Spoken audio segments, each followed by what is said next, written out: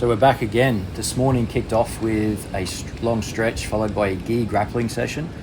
I've probably mentioned it, but this week has been bottom of mount and bottom of knee ride, and they're tough positions to be in. I did a bunch of positional rounds and they take their toll. Well, it was safe to say I was not looking forward to this run. That aside, there's something special about training outdoors in nature, especially on a day like this and a place like this. What it does for the body, mind, spirit, soul is it's hard to describe.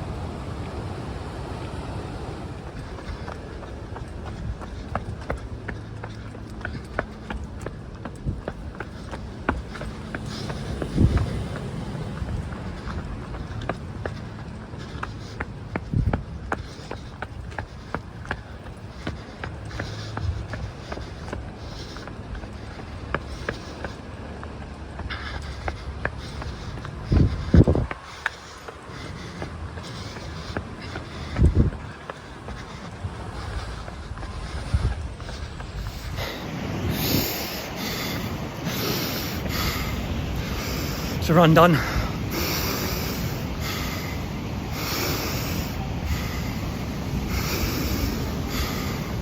was hard today. Training just in. Jiu-jitsu was real hard. Oh, I failed it today. But it's done. It's good. Matt ran another PB this week, which is fantastic. He cracked the 14-minute mark and he's clearly adapting and improving. My progress in terms of running time every week is not quite as linear or predictable as the guys that I train with, because I come straight from a grappling session, which means I arrive with different levels of freshness or fatigue, depending how you want to look at it. Therefore, I have no expectations on how fast I'll run, but I do three things. Firstly, I make sure I do the run and do the circuit. Secondly, I nose breathe the entire run. And thirdly, I see it as an opportunity to learn to be comfortable being uncomfortable, to spend more time in that state. A large part of grappling is learning to deal with discomfort, whether it's pressure, fatigue, claustrophobia, pain, and develop the skills and tenacity to change that situation for ourselves in that moment against an opponent who's not complying. Therefore, learning to find peace or reward in that discomfort is valuable, because you've got to spend so many years being uncomfortable in those situations to get better at grappling. And I think this discussion can transfer more broadly into society these days. If we look around, the majority of people want comfort all the time. They want instant gratification. They want the hack. They want the quick fix. And I'll give you a practical example of this. At night, the majority of people will sit on their couch and watch TV.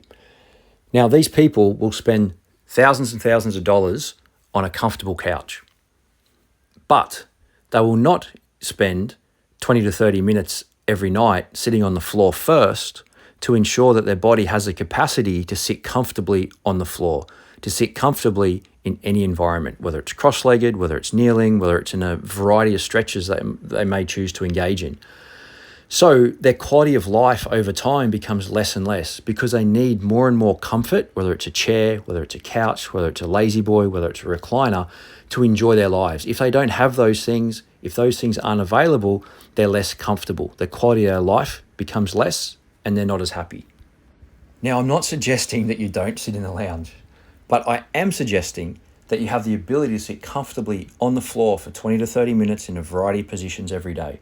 And if you're in your 40s, 50s, 60s, up to your mid to late 70s, this applies to you. So that's just one practical example of an absolutely unnecessary loss in quality of life for anyone who permanently seeks comfort outside of any type of accident, injury, or disability that's affected your skeletal system.